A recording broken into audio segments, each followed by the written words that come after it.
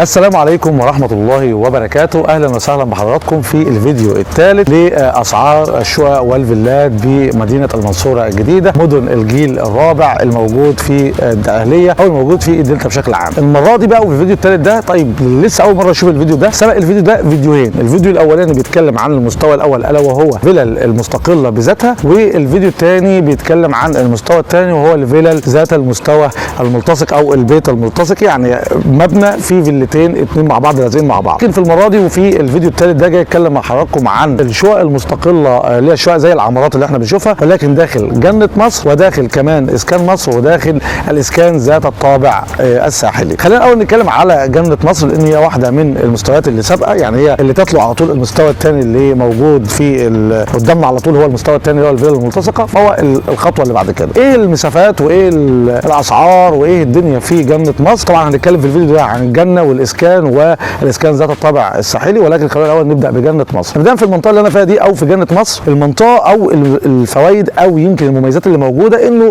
في باركنج واسع لكل العمارات فيه مساحات كبيره ما بين كل عماره عشان تقدر تكون شايف فيو افضل. كمان هنا التشطيب اعلى شويه فيما يتعلق بشكل المبنى، موجود اماكن للتكييفات، السباكه، كل يعني الحاجه اعلى شويه من اللي بعد كده. كمان المساحات، يعني هنا المساحه مثلا بتبدا في جنه مصر من 100 متر حتى 150 متر. اللي بيغير المساحه طبعا الخارجات اللي موجوده في الادوار العليا على عكس الخارجات اللي موجوده في الادوار السفلى وهكذا. فالجنه موجود فيها من 100 متر حتى 150 متر. ده بالنسبه للمساحه. للاسف مش هنقدر نصور جوه الشقق، وده هقول لحضراتكم ليه وهقول لكم الاسباب بتاعه عدم تصويرنا لجنه مصر او شقق جنه مصر او الاسكان. سيادتك دلوقتي مثلا عايز تاخد شقه داخل الاسكان في الفتره الاولى وقت الطرح وقبل افتتاح سياده الرئيس للمشروع، كان المفترض انه المتر متحدد له هنا في جنه مصر 8600 و 8860 جنيه، ولكن طبعا بفضل الله المكان كله تم شغره خلاص، يعني تم البيع، وبالتالي لو فكرت تشتري هيكون من الملاك اللي تم تسليم الموضوع ليهم، يعني خلاص الشقه دي بقت بتاعه طارق، فبالتالي انت هتيجي تشتري من طارق وتدفع وتتعامل معاه، ان كان بقى عليه اقساط تكمل، ان ما كانش عليه يعني كاش تدفع له. المهم ان انت هتتعامل مع فرد بذاته وتروح تعمل لك بقى تنازل وتعمل لك توكيلات والشغل اللي هو بتاع الاجراءات القانونيه الخاصه بالعقارات. ده ممكن توصل لصاحب العقار باكثر من طريقه، انه واحد بتاع عقار بيعرض عقاره للبيع، او انه مثلا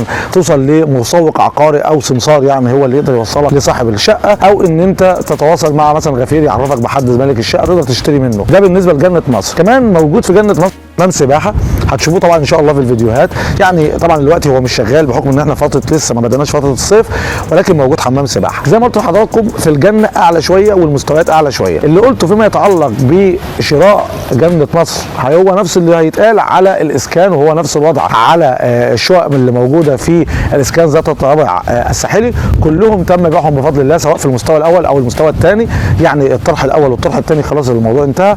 ممكن تلاقي بقى شقه او اثنين من الجهاز او من الشركات المسؤوله عن الموضوع، ولكن حاليا اغلبيه الشقق يمكن بنسبه كبيره بقت مملوكه لافراد، وبالتالي بقى صعب ان انت تاخدها من الجهاز. ممكن تتواصل بقى مع مالك وتشتري منه وتشوف الطريقه والاسعار اللي ممكن نطرحها. انا ما اعرفش طبعا الوضع ده هيبقى ازاي، ولكن زي ما قلت لحضراتكم لما تم طرح اسعار المكان ده كان المتر ب 8860 جنيه، وده كان كلام طبعا رئيس الجهاز، ولكن يعني كان معلن يعني للناس، ولكن خلاص تم البيع، فبالتالي كل واحد بقى هيبيع بالسعر اللي هو عايزه. طبعا احنا اتكلمنا على المكان هنا وقلنا انه في باركنج لكل عماره، المساحات كبيره. كمان في سور حوالين الجنه، نركز يا جماعه، يعني جنه مصر هي بس اللي حواليها سور، اما الاسكان والاسكان ذات الطابع الساحلي الاثنين ما لهمش سور، لكن الجنه زيها زي المستويات الاولى حواليها سور، وبالتالي في عنصر الامان. كمان في اماكن ما بين العماير وبعضها تقدر من خلالها تلاقي متنفس، يعني تلاقي قاعده حلوه، تلاقي حدائق، تلاقي مكان جميل. طبعا بدايه المنطقه على شارع الزهور، المكان كويس وماسك المرحله الاولى ماسكها من اولها لاخرها، والاتجاه الثاني بقى لسه هنشوف فيه. تعالوا بقى على طول نروح للاسكان عشان تشوفوا العماير وطريقه العماير، وكمان تعرفوا المساحات بتاعتها لان هي اصغر من الجنه. احنا قلنا الجنه عشان تفضلوا فاكرين 100 متر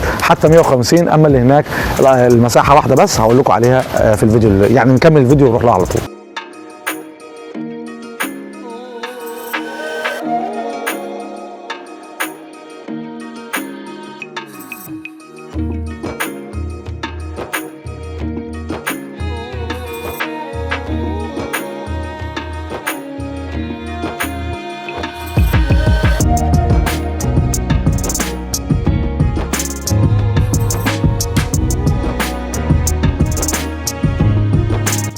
جينا لحضراتكم يا جماعه من المنطقه الثانيه الا وهي سكن مصر. طبعا سكن مصر زيه بالظبط زي جنه مصر، ولكن لو خدنا بالنا من الفيديوهات هتلاقوا ان في اختلاف بسيط ما بين سكن مصر وجنه مصر. الاولى انه مفيش سور بيلف او بيحمي سكن مصر او بيحمي الاسكان ذات الطابع الساحلي على عكس جنه مصر. كمان التشطيب بتاع العماره مش بنفس المستوى. كان لما كان تم طرح سكن مصر برضو تم طرح سعره كان ب 6500 6400 تقريبا على حسب برضو كلام رئيس الجهاز، ولكن برضو هرجع اقول لحضراتكم انه تم بيع كل الوحدات السكنيه في المستوى الاول او المستوى او الطرح الاول اللي طرحه سياده الرئيس اللي افتتحه.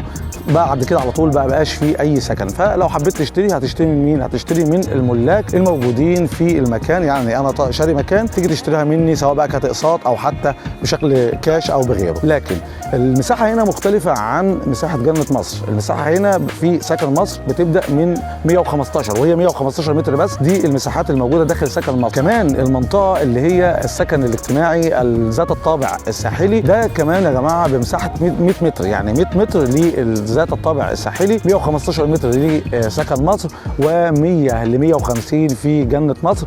وطبعا ده كل المساحات الموجوده. زي ما قلت لحضراتكم الاسعار خلاص ما ينفعش نتكلم على الاسعار هنا لانه للاسف مش قادرين حتى ندخل نصور لانه ما بقتش بتاعت الجهاز ولا بتاعت حد، بقت مملوكه لملاك. كل واحد يقدر من خلال نفسه انه يبيع شقته او يحتفظ بيها، في النهايه امر راجع ليه من خلال بقى الاجراءات القانونيه لطريقه البيع او غيره. لكن حابب اضيف لحضراتكم نقطه ثانيه برضو في نهايه الفيديو، انه زي ما شرحنا كل الاماكن في فيديوهين سبقوا الفيديو ده بيتكلموا عن المستوى الاول اللي هو الفيلات والمستوى الثاني الفيلات برضو، ولكن الفيلات الملتصقه، وده الفيديو الثالث. ده كان فيديو النهارده وده كان الفيديو الاخير للاسعار الشقق. لو في جديد طبعا اكيد للمراحل المختلفه في الطرح الجديد ان شاء الله نعرف حضراتكم بيه ونعلنه لحضراتكم، ولكن ده كان المحتوى الاخير للمستويات الثلاثه الموجوده داخل المنصوره الجديده. اتمنى الفيديو يكون عجب حضراتكم، ولو طبعا عجبكم يا ريت ما تنسوناش باللايك والشير والاشتراك في القناه عشان يوصل لحضراتكم كل جديد. وكمان بضيف لحضراتكم انه ان شاء الله يكون في فيديوهات ثانيه سواء من جمصه او خارجها او في اي مكان من خلال قناه الوصول على اليوتيوب ان شاء الله. دمتم بخير والسلام عليكم ورحمه الله وبركاته.